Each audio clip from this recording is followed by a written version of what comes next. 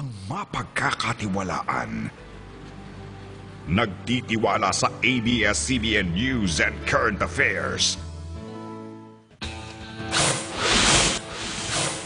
Eksplosibo. Dalawang magkaiwalay na insidente ng pananalisik. Huli sa CCTV. Estilo ng salisigang. Ito yung babanggain siya. Ibubuking ng XXX. Eksplosibo. Magulang ng isang menor de edad na dalagitang nagtanan, nagpaayuda sa XXX.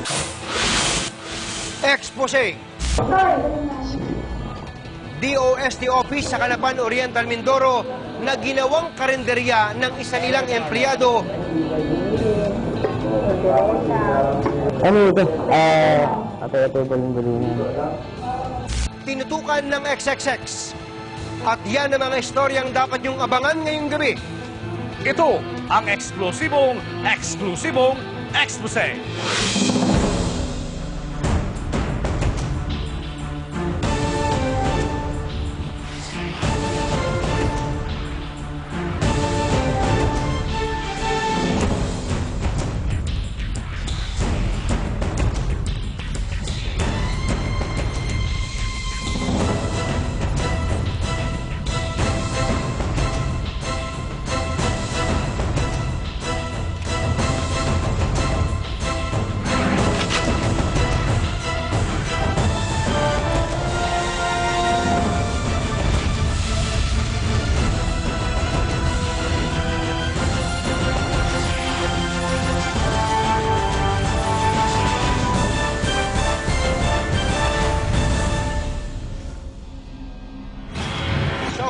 Sari-saring chichirya at ulam. Ito po ang pangkaraniwang paninda sa isang establishmento na pinasok ng XXX sa Calapan City, Oriental, Mindoro. Pero ito pong kainan ay opisina pala ng DOST. Sos Mariano Kaindo. Tara ho, samahan niyo po kami na umorder ng aksyon para dito sa opisina ng gobyerno na ginawang karinderya.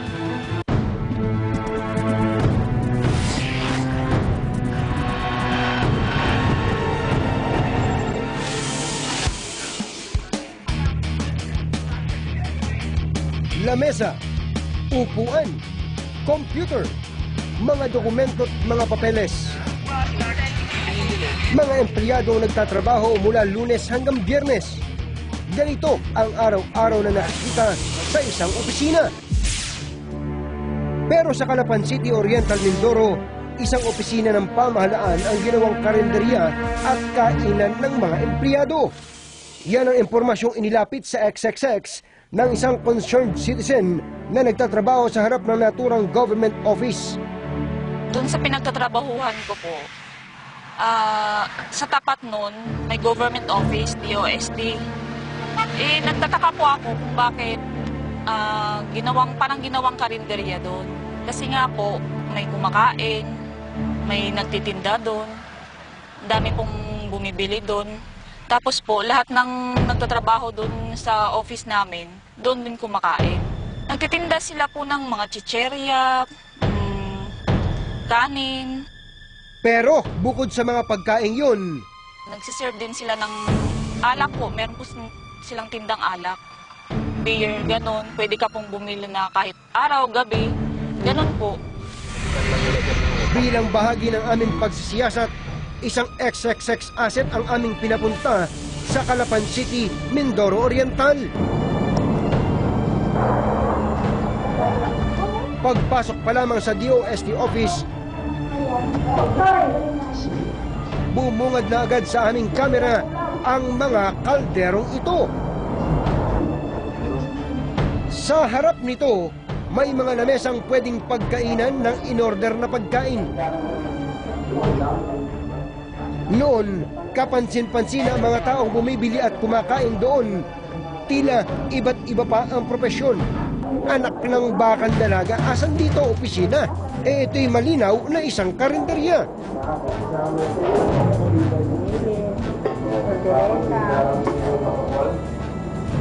Ano ito? Ito baling-balingan. Dahil sa ebidensyang video na yun ng aming asset sa Calapan City, Mindoro Oriental, malinaw na may irregularidad nga sa naturang opisina. Kaya naman agad na akong nakipag-ugnayan sa main office ng Department of Science and Technology para magpaayuda at magpasama sa nabuking naming opisina de Carinderia para sa isang on-the-spot inspection.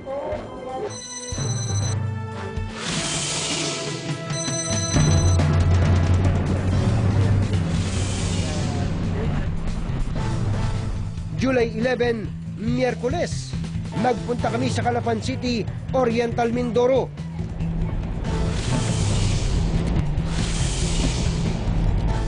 Pagdating namin sa pakay naming opisina ng DOST doon, nagulat kami. Dahil ang mga nakahilerang kaldero na kagabi lamang ay nakuhan pa namin, aba, wala na. Pero ang mas nakakagulat pa, tila inaasahan na nila ang aming pagdating. Inaasahan niyo ba darating kayo? Ay, hindi po. Kasi parang may report lang sa akin na baka po daw darating kayo. Opo. Ay, di kami po ay naandito naman. Hindi naman kami naalis ng opisina. Opo. Paano niyo nalaman na darating kami? Ay, kasi may balita kami na gayon. Ay, Paano, ano pong balita? Sino pong nagbalita sa inyo? may message po sa akin dumating. Opo. Sino pong nagpadala ng message? Galing sa ating regional director. Kay Regional Director. Yun na po ang totoo. Rivera. Opo. Ano po sabi niya? Ay, sabi po niya, ay darating po daw kayo, kaya dapat maasikaso kayong maigi. Opo. Ba't daw po kayo may darating? Ano po sabi sa inyo?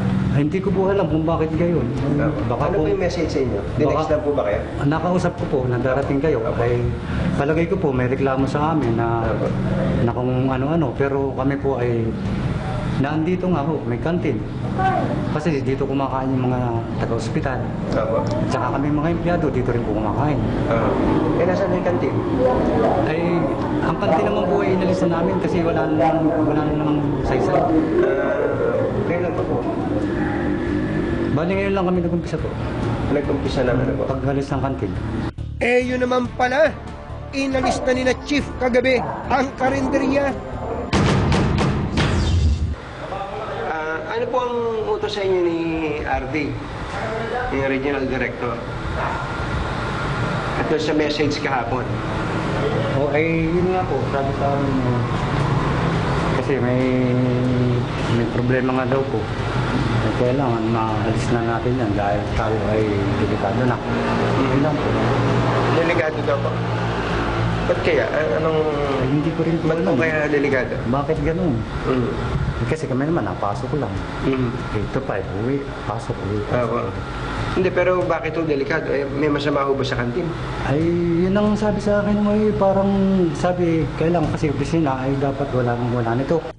Natumbok niyo po, Chief. Opisina po kasi yan at lalo na pag-aari pa ng pamahalaan. Kaya hindi niyo po dapat ginawang karinderya. Bakit po pinayagan nyo yung empleyado nyo na magtayo ng kantin dito? Kayo po yung pumayag doon. Hindi, sa katunayan talaga, hindi po ako bumapayag. Opo. Ay, ang problema nga, ay naumpisahan na nila, hindi naman ako basta makakontra. Pero kayo po, hepe. Oo, sinabihan ko naman po sila. Ay, naku, kayo pala si Aling Daisy. Ano bang, kamusta po kayo? Ano bang... Nang mga oras na yun, naroon din ang mismong may-ari ng kantin, si Daisy Paigaw, na empleyado rin ng naturang tanggapan. Magkano ba kinikita nyo sa kantin sa araw? Sa isang araw po, minsan 1,500, linis na po yun. Minsan 1,000 din Sa po isang pa araw? po sa isang araw. Malaki ka nakita nyo. Nakakapagtrabaho pa ba kayo dito ng... Ay, nakakapagtrabaho naman po. Kung puro kantin na lang Hindi inaasikaso? naman po, dahil may mga kasama naman po. Ito po, tanong ko sa inyo. Bakit po kayo nagtitinda ng beer? Hindi naman po ako nagtitinda. Yung baga po, i-request lang ng suki ko na after office hour, makapag-inom sila. Pero konti lang naman po. Hindi naman po araw-araw yun. May tinda po po, pero hindi naman po mga hard lang. Mga ano lang po naman. Hindi naman po yung araw-araw na may nagiinom po dito. Ito po, kung kailan lang po may inuman? Minsan po mga Friday, gano'n. Friday. Saan nyo nilagay yung mga tinda nyo? Ano ang binaan? Inalis, doon po sa likod, mga tinapay. At dahil booking na, ipinakita na rin sa amin ni Daisy ang mga iniligpit nilang tinda. Ano ba to? Ano yan sa mukha? Pagpaganda, si Chancho. Ano? Ito. Tapos yung mga libote niyo, nasaan? Nalikunan po. Ito, bitinda pa ba? Ano ba to? Ayan nga po sana. Gagawin yung laing. Ilalaing namin. Bigas. Yung mga. Nasaan yung mga beer? Saan yung nilagay? Ininom na? Maya-maya lamang, dumating na ang DOST Director ng Region 4 na siyang aasiste sa amin para sa gagawing on-the-spot inspection. Diretsahan ko na siyang tinanong hinggil sa pag-utos niya kay Chief Sales na iligpit na ang karinderya dahil kami darating. Bakit po, parang ang nangyari po nun, parang pinalinis po yung lugar para wala kami abutan. Hindi kasi nga ako, nabigla ako doon sa report ngayon. Kaya ako siya naman na tumasok ako ng bibig. Kaya nagalit ako. Sabi ko, tinanong ko yung aking mga division chief ko, anong decision ang gagawin ninyo? Hindi na pagkaisahan nga namin na ipatanggalin lang. Oo po. Kaya lang po, ang totoo po lang, kaya po kami lumapit kay Executive Director Rodriguez at sa mas mataas pa sa kanya na si Casambre, para po masamahan nyo kami na makita nyo ng personal yung hindi tamang operasyon. Ang pangyayari po, ang termino po namin, parang sinunog nyo po yung lakad natin, parang ganun. Yun po ang napagkakasundo namin ng aking mga division chief kasi nga nakakaya dahil nasabi nga doon, kaya nga sabi sa akin ni Director Rodriguez siya, sagot mo yan. Sabi ko, hindi, papaliwanag ko na lang ho na gano'n. Opo. Wala nga ho tayo inabutan. Ngayon po, hindi, ngayon no, sabi ko, totally, hindi na namin papayagan. Tingin niyo po ba kayo bilang regional director, wala ko pa kayong pananagutan doon, lalo at meron aware naman po pala kayo sa existence nito na isang labag po sa batas. Eh di mangyayari nga ho, meron din akong pananagutan doon.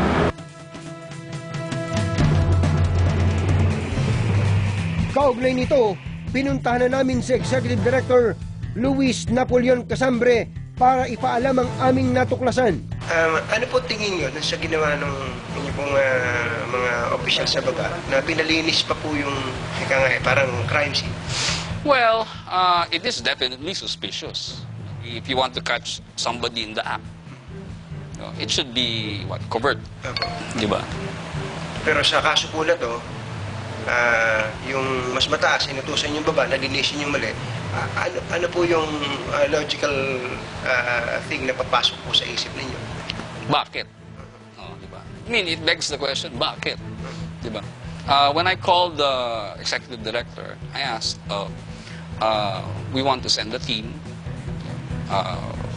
with Anthony Tabernas to inspect the office. They need somebody to accompany them. Then, sabi ko, Joe, pahala ka na. Later on, you called me and told me that the office was being cleaned already. So I called Joe, bakit ganun? And then he explained, well, sir, tinawagan ko yung regional director. So tingin niyo po meron pong effort to cover it up? Well, it looks like it, from what you explained or what you were telling me kanina. But eventually, inamin din nila. Ano po ang specific action po na gagawin niyo bilang undersecretary in charge of this office? Definitely, we will investigate it.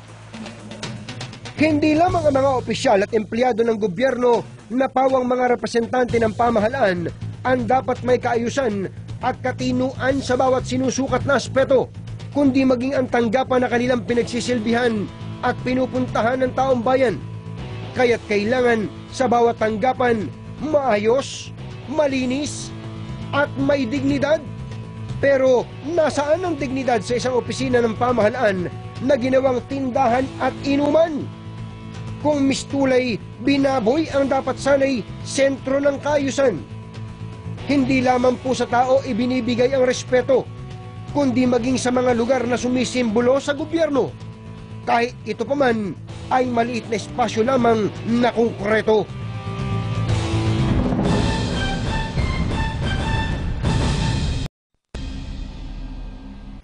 Halos 2 linggo nang nawawalay sa poder ng kanyang mga magulang itong isang dalagitang inilapit sa amin ng ayuda. Sumama raw kasi ito sa kanyang kasintahan sa kabila ng murang edad nito. Tinutukan po namin ang pagkabagabag at pag-aalala ng magulang ng menor de edad na bata. At narito po ang ayudang saklolo ng XXX.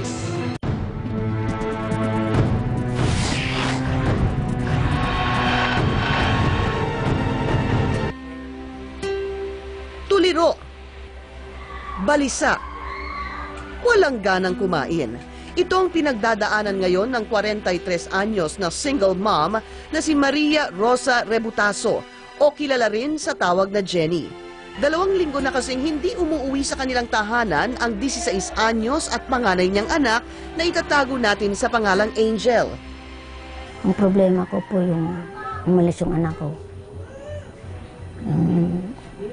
Hindi niya sinabi sa akin yung problema niya. Hindi niya pinahiwatig na nandito ako, ina niya. Siguro, naisip niya siguro busy ako, kaya hindi ko siya maintindihan ko once na magsabi siya kasi pagod ako, puyat ako. Aunyo ng Hulyo nang maglaho na lamang na parang bula ang anak na minor de edad. Igagawa daw siyang project. Na-brown out dito. Buong araw wala kaming ilaw. Hindi pa siya umuwi. Maghapon hanggang sa abuti ng magdamag, nag-antabay si Jenny sa pag-uwi ng anak. Pero ni anino ni Toy, di niya nasilayan. Kaya naman naisip na niyang kontakin ang nooy boyfriend ng dalagitang anak. Ang tinext ko si March. Sabi ni March, kasi tita, ayaw na umuwi sa inyo. Nahirapan daw siya sa inyo. Di mo daw siya maintindihan, di mo daw siya mahal. Sabi ko, pwede ba yun? Hindi ko siya mahal. Sabi ko, pari-pariyo ko lang naman sila mahal. Tita, ayaw na talaga umuwi sa inyo. Bakit pa pinipilit yun ayaw ng anak ko? Ihatid niyo, di ba may magulang ka naman? Dito na nagsimulang kabahan si Jenny. Mas tumindi pa ang takot niya sa dibdib nang muli raw magpadala ng text si March. Yung tinatakot kong text ni March, yung sinabi ko na, March, saan ba talaga anak ko? Na tita, magtatrabaho siya. Kung bakit siya magtatrabaho? May sakit siya. May sakit sa puso yun. Saka isa pa, 16 years old pa lang yun. Minor de edad, saan yung tinatrabaho? Saan lugar? Ano yun? Nang mga sandaling iyon, kwento ng inang nagpapaayuda sa amin. Halos panawa na siya ng katinuan at kung ano-ano na ang pumapasok sa kanyang isip. Baka dinala nila sa beer house, dinala nila sa ano. Ang utak ko pumapasok. Niiyak na ako. Sa kabila ng mga pangambang ito, nakasilip ng pag-asa si Jenny nang muling mag-text ang kasintahan ni Angel na si March. Tita, kita na lang tayo, circle. Bigay mo yung gamit ni Angel. Kasi papasok daw sa school. Humingi na po ako tulong na sa XXX time na yun. Inosente man sa maraming bagay, matalino at masipag daw mag-aral si Angel. Dito ngayon nagmumula ang takot ni Jenny. Takot sa posibilidad na masira ang kinabukasan ng mahal na anak. Mahirap kaya, sir. Mawala lang kung lalaki, wag lang anak. Yun ang importante sa akin, anak. Siguro, mawala ng mundo ko pag wala ng anak ko. Gumagawa po ako ng paraan. Mula nung binenta ko ng nanay ko, mula nung pinabayaan ako ng nanay ko, ibang tao na nagpalaki sa akin. Kaya ayoko po mawala ang anak ko. Gusto ko ipakita ko sa kanila na iba ako. Mapagmahal ako na nanay.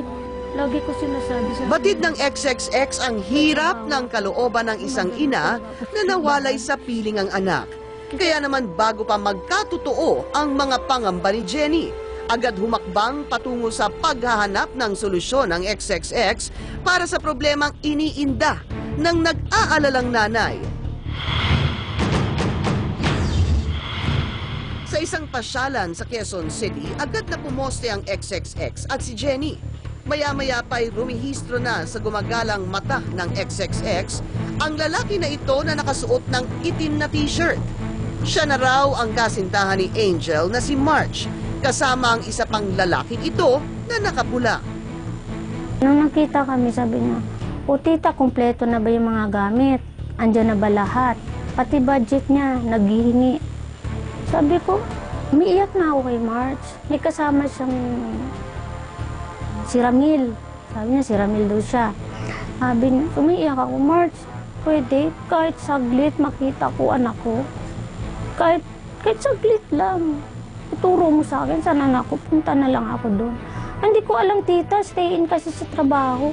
Ang tagpong iyon, nakatakda pang masundan.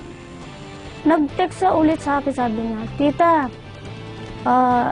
ibigay mo yung mga gamit niya, notebook, books, gamit niya sa damit na pangbahay, saka budget po." Sa puntong iyon, nagpasya na ang XXX na humingi ng ayuda sa otoridad dahil sa menor de edad ang aming pakay sa luluhan. Sa tanggapan ng Social Services Development Department ng Quezon City kami unang nagtungo. Sa Quezon City Hall Police Action Center naman ang sumunod naming destinasyon. Ang menor de edad kasi, ayon sa ating batas, na nasa pangangalaga pa lang ng mga magulang na hindi natin pwedeng pabayaan. Bilang isang magulang, kailangan nakatutok ka sa mga bata. Definitely, ang partisipasyon ng pulis dyan is to rescue. Na mabilis din namang umaksyon at agad iniumang ang isang entrapment operation. Sundan na lang ho namin kayo kung paano. Ang sabi niya, bubukatin niya pa muna yan para ipakita isa-isa para makita namin kung yun na talaga yun, kung sino dadaputin. Medyo tagalan yung habang may... Tagalan na.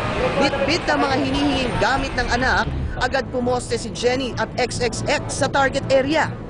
Maya-maya pa'y dalawang lalaki ang agad na rumihistro sa gumagalang XXX spy camera. Sila raw ang emisaryong ipinadala ni March na kukuha ng mga gamit ng anak ng dalaga. Yan o, mga gamit ng anak. Ang ID po, nandito po. Ilang saglit pa'y sumalakay na ang mga operatiba. Ang ginagawa ng DSWD namin, ha, kayo, inano namin kayo, walang sinaktan, walang ano, ha? Ma'am, nakita niyo po. Isasama muna po namin sila for investigation lang, ha? Saan ang bata? Agad dinala sa presinto ang mga naaresto na kinilalang sina Ramil Daet, 19 anyos, at Silverio Caparas, 21 anyos. Hindi niyo po alam, hirap ng buhay ko. Hirap na ako. Anak ko, kailangan ko. Hindi ko pala sinuli, nangako kayo. Hindi niyo pala tinupad. Nandito ako para magpapaaral, magpapakain. Nanay ako eh. Natrabaho nga ako para na sa kanya eh. Matapos iyon, sa pamamagitan ng mga inaaresto, sinamahan nila kami sa tinutuluyan ni March, ang lugar na sinasabing kinaroroonan din ni Angel.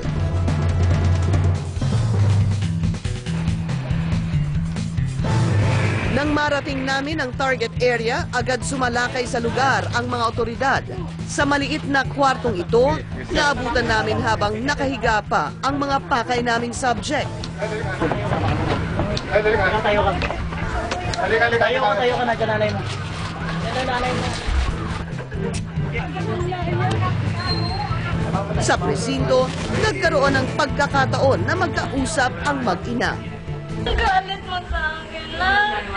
Bakit ka naman ganyan? Wala bang ginawang masama mo? Nana, naman-isip buhay ko, buhay mo. Yung paghihirap na patrabaho, hindi ko pa mahal yun, hindi pa sapat yun. Hindi ko binigay sa'yo, maya mo, gano'n. Ha? Ano? Ayaw mo na ba sa akin, ha? Ayaw mo na ba sa akin? Pinagpalit mo ko dyan. Naging matigas man ang panganay na anak, mas matatag namang pinanindigan ni Jenny ang kanyang responsibilidad bilang magulang. Kaya naman sa huli, naayos din ang problema ng mag-ina. Anak, uwi ka na. Mahal na kita. Ayusin natin tong problema. Nagkaroon din ng pagkakataon na makausap ng XXX si March na napag-alaman naming Jose Labrador pala ang tunay na pangalan, 21 anyos. Iginiit nito na wala siyang kasalanan. Ang kanya raw kasintahan ang siyang mapilit na huwag nang umuwi sa kanila. Linggo po, July 1. Gulat lang din po ako nun eh. Pumunta siya. Sabi ko sa kanya, uwi ka na, hatid na kita. Ayaw na raw niya. Ano mang gawin niyang pangungumbinsi sa menor na girlfriend, nagmatigas daw itong manatili sa kanyang poder. Ngayon sabi ko sa kanya, uwi ka na raw, sabi ng mama mo. Ngayon, sabi niya, ayoko. Ngayon, dito na nga ang damit ko, di ba? Ngayon, ganyan. Kasama na uniform. Ngayon, ayaw talaga niya, umiiyak. Ngayon, sabi niya, kung ayaw mo talaga, lalayas na lang ako din, pero di ako uwi sa bahay. Kapag kuha niya ng gamit, ngayon, iligpit na siya, lalabas na ng bahay. Ngayon, hinawakan kamay niya. Sige, kung ayaw sa gusto mo, dito ka na lang. Pero pinilit man o hindi si Angel, ayon sa mga otoridad, posibleng may pananagutan pa rin sa batas si Jose. Hindi pa rin natin masasabing ligtas sapagkat meron silang obligasyon dahil minor de edad nga itong si Angel na hanggat maaari gumawa sila ng paraan, no? Maaari nilang i-report yan sa barangay kung si Angel ay matigas ang ulo o kaya hanapin nila kung sino yung magulang nito at sabihan ng magulang na yung anak nila ay nasa kustodiya nila, ayaw umuwi. Pero itong mga bagay na ito hindi nila ginawa. Dawitin daw sa kaso ang dalawa pang naarestong suspect. Base naman sa ating pag-iimbestiga at merong conspiracy, no, to commit the crime. So hindi ito kayang gawin ng isang tao lang. So may sabuatan talaga, no, na itong si Angel ay maging subject ng pang-aabuso dito mga suspect. Yung ating mga naaresto na suspect, pwede silang sampahan ng kasong Special Protection Against Child Abuse, yung ating Republic Act 7610. Well, ito yung batas na nagbibigay ng protection sa mga bata na naging subject ng pang-aabuso, neglect, exploitation, no, ng sinuman. Pag-aaralan din ng otoridad kung ano ang naging partisipasyon ng mga magulang ni Jose sa kasong ito. Kailangan magsilbing aral din to sa mga ating kababayan na hindi ko mo minor de edad at ayaw umuwi, pwede nyo nang kupkupin, di ba? Meron tayong obligasyon na hanapin kung sino magulang nito, i-report ito sa pinakamalapit na ahensya ng gobyerno. Unang-una ang DSWD.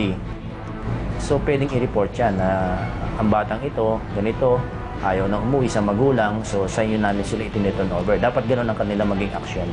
Huwag nilang samantalayin ang kahinaan ng minor de edad.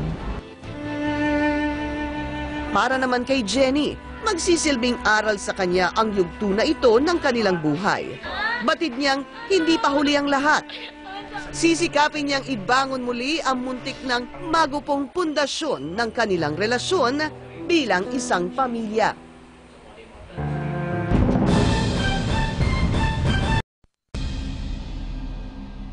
Sa dami ng mga nababalita, mga insidente ng pananalisi kamakailan, halos araw-araw ay may nabibiktima. Ito mga sindikatong mabilis sa pagtalilis. At nito lamang buwan ng Pebrero at Mayo, 2 insidente ng pagsalakay ng salisigang ang nabidyohan ng CCTV camera sa Padre Paura at sa isang mall sa Maynila. Ang laman nitong video at ang estilo ng pagsalakay ng kawatan, ibubuking namin.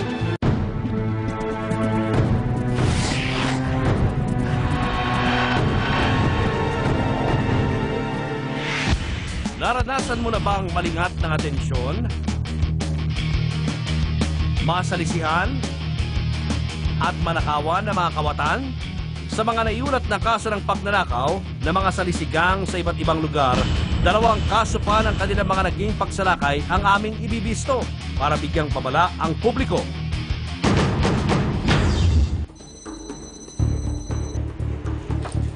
Ang unang insidente nangyari noong ika-25 ng Pebrero nitong taon. Kwento ng biktima ang hiniling na itago ang kanyang pagkakakilanlan at nagpakubli sa pangalang Carol na biktima siya ng modus ng grupong salisigang sa isang gasolinahan sa may Blumentritt, Maynila. Noong February 25, nung napansin ko lumabas yung yellow gas light, nagdaan ako sa gas station sa Blumentritt, na corner laon-laan para ipa-fuel. Inantay ko lang hanggang matapos yung paglulot ng gas. Nung binalik na nila sa akin yung credit card, pagbalik ko sa kotse, napansin ko, bakit wala yung bag ko na kung saan ko kinuha yung credit card. Naging palaisipan man sa kanya nung una kung paanong nawala ang bag na nasa loob ng sasakyan. Nasagot naman ang misteryo ng pagkawala nito nang mapanood na niya ang bidyong na idokumento ng CCTV camera sa naturang gasoline station. Sa CCTV, nakikita ang involved. May isang lalaki umiikot, tapos may isang lalaking nag-open ng door. Kumuha yung bag, inabot sa isang babae na may supot.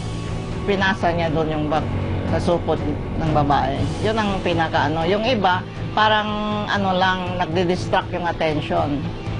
Sa kopya ng CCTV videong ito na nakuha ng biktimang si Carol mula sa gas station, makikitang pumarada noon ang kanyang maroon na CR-V na sasakyan para magpagasolina ilang minuto bago mag-alas 11 ng umaga. Noong isang gasoline boy ang lumapit sa sasakyan para mag-asiste. Maya-maya pa, makikitang nagbukas ng pinto at bumaba sa sasakyan ang biktimang si Carol. Bumaba ako ng kotse. No? Pinataas ko yung hood.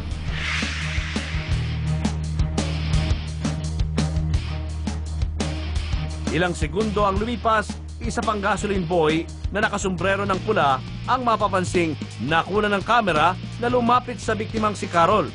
Habang abala itong si Carol sa pakikipag-usap sa mga gasoline boy ng istasyon, isang lalaking nakadilaw na t-shirt ang rumihistro sa CCTV camera na mapapansing lumapit sa kaliwang gilid ng sasakyan saka lumipat sa kanan na tila may sinisipat sa loob nito.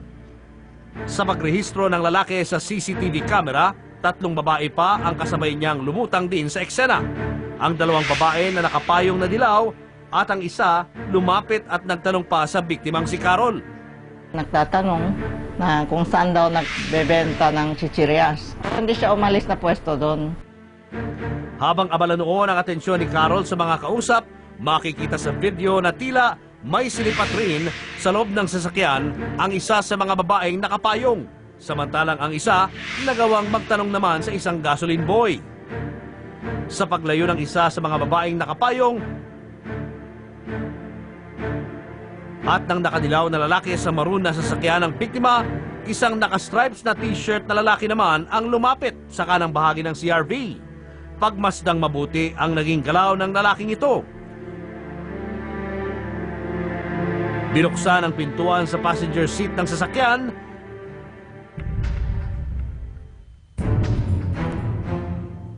Kinuha ang bag sa loob at saka ipinasa sa isa pang babae na nooy nakaabang at may hawak na plastic bag na mabilis na isinilid doon ang bag ng biktima. Sa loob lamang ng ilang segundo, 80,000 pesos agad ang nakulimbat. Matagumpay na nanakawan ang walang kamalay-malay na si Carol. Lahat ng pera, 4 na cellphone, mga credit card, passbook, bank book, checkbook, saka lahat ng mga personal things, nandun lahat.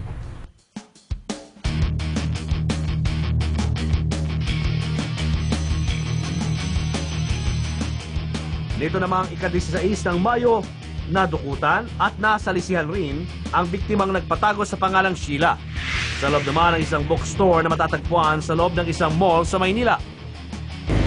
May dala akong 2 bag, kasama ko yung kapatid ko na nagpunta doon.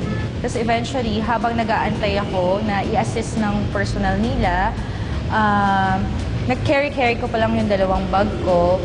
Tapos na-realize ko na lang na may bumunggo sa akin. Sa mga bidyong nakuna ng CCTV cameras na naka-install sa nasabing establishmento, nahagip ang naging galaw ng mga suspect na responsable sa pagkawala ng cellphone unit ng biktimang si Sheila. Sangkot ang 2 babae at isang bata.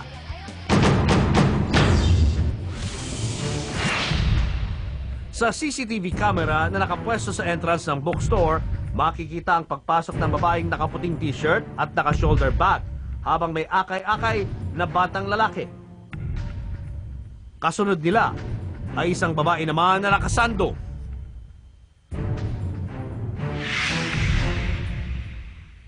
Pagdaan sa kamerang ito, mapapansing nauuna sa paglalakad ang babaeng nakaputi at ang batang akay niya kanina.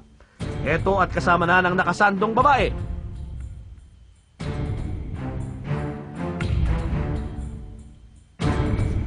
Sa kabilang kamera naman, na malapit sa isa sa mga kahera, makikita ang nakapink na biktimang si Sheila habang nag-iintay. Maya-maya pa, mapapansing lumapit sa kinatatayuan ni Sheila ang dalawang babae at ang batang kanilang kasama. Dito, naging kahina-hinala na ang pagdikit na nakasandong babae at bata sa kaliwang bahagi ni Sheila, habang paikot-ikot naman sa kanyang likuran ang babaeng nakaputi na kumukuha pa ng mga panindang supplies. Naramdaman ko na lang, parang merong babae na nasa harapan ko na parang may kausap na bata. Parang wala, yung attention ko, parang na-catch din nila. Ito yung babanggain siya.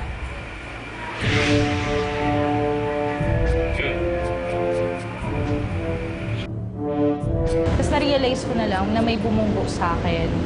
Tapos nung palabas na ako, ko lang na-realize na naka-open na yung zipper ng bag ko, tapos nawawala na yung iPhone 4 ko. Sa loob lang ng ilang segundo, mula nang mabunggo, nawala na ang cellphone unit na nasa bulsa ng biktimang si Sheila. Habang tila makikita pa sa kuwang ito ang paglayo ng dalawang babae at ng bata sa biktima. Ang babaeng nakaputi na dumikit kay Sheila, nahagip pa ng CCTV camera habang sinasauli ang mga supplies na kanina'y kinuha nito.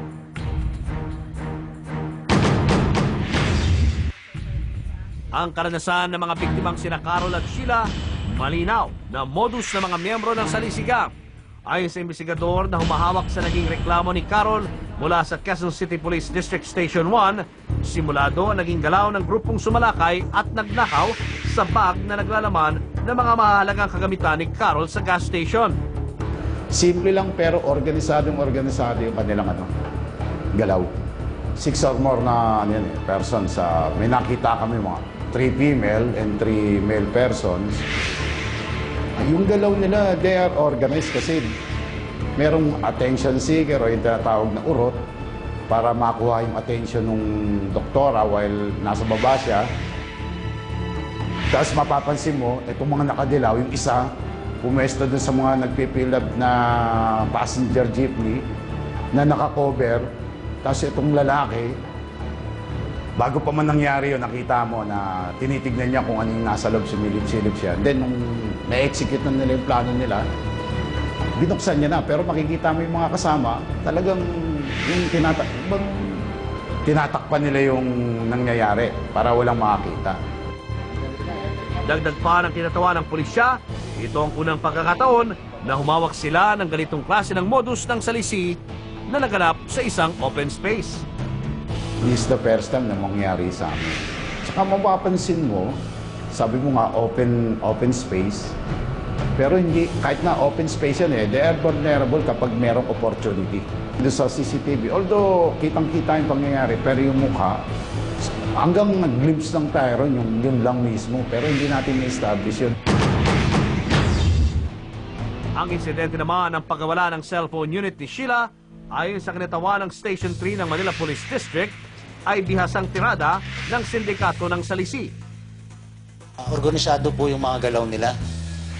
Actually, meron pa nga silang kasamang bata para ma-distract nila minsan yung attention.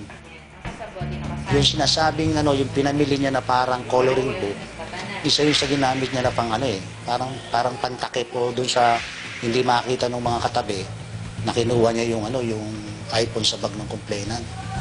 Isang larawan din ng babae na nakuha mula sa gallery ng Theft and Robbery Division ng Manila Police District ang tila nalalapit raw ang itsura sa isa sa mga babaeng suspect.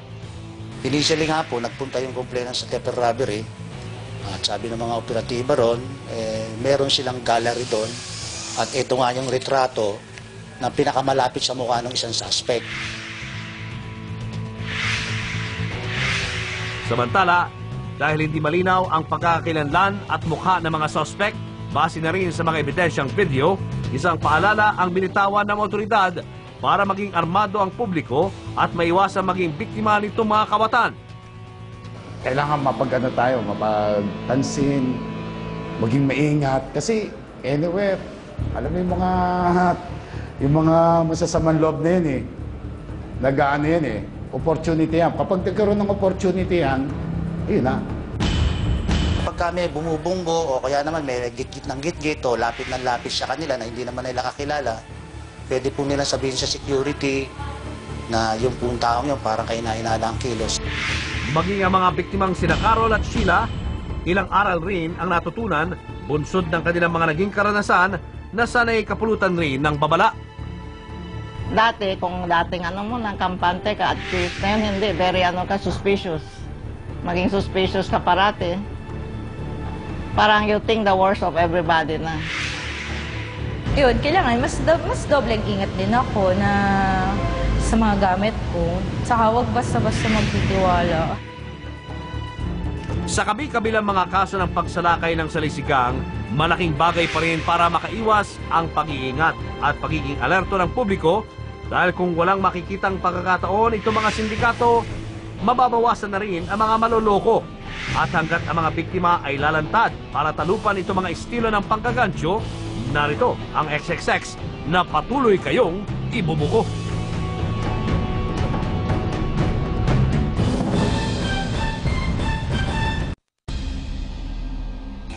Kung meron po kayong alam ng mga kaso ng katiwalian, mga modus operandi o namang kabalbalan na nais yung pa-expose at pa-imbestigahan o mga taong gumagamit sa aming programa sa kanilang kabulastugan, maaari po kayo tumawag sa 414-2539. Bukas sa aming tanggapan Lunes hanggang Biyernes, alas 10 ng umaga hanggang alas 5 ng hapon. Maaari din kayo mag-email sa amin sa xxx@abs-cbn.com. Titiyak po namin ang pagiging confidential ng inyong katauhan. Ako si Julius Baba. Ako po naman si Anthony Taberna. Hanggang sa susunod na linggo ng mga eksklusibo at eksplosibong expose.